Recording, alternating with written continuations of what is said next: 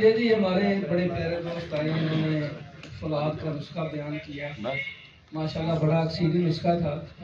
नहीं, इनका जो बनाया हुआ फलाद है, अगर हम उसको आगे मोम कर लें, वाह, क्या बात है, उसकी खुराक दाना खाश हो जाएगी और 3 खुराकें अनार की तरह लाल।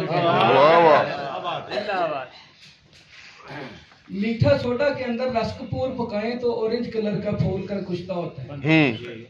वो तो मैंने सबको बताया है। लेकिन ऐसा बना हुआ फलाद, अगर 1 तोला फलाद है तो उसमें 4 ग्राम वो कुश्ता खरल करके रेजन तक तशबिया लगाएं 15 मिनट का, एक चौबी आग रसकपूर, हाँ। फिर निकालें, फिर 4 ग्राम रसकपूर ऐड करें, फिर तशबिया लगाएं। तीसरे तशबिये पे फलाद मोम हो जाता है। वाह, दाना खश खुराक है, काया कलब तैयार हो गया।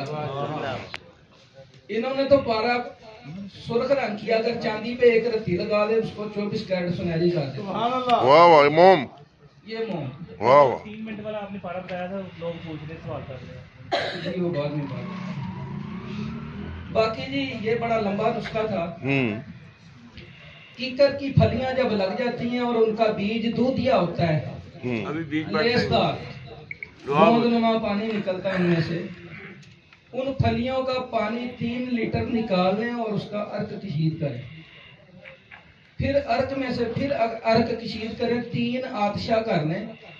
3 आतशा करने के बाद रोगनी हंडिया में डाल के 1 किलो फलाद डाल के ढक्कन दे के धूप में रखें। शाम तक फूल कर हंडिया भरी होगी, फूल कर गुस्ता होगा, वही काम करेगा जो इन्होंने फलाद दिया।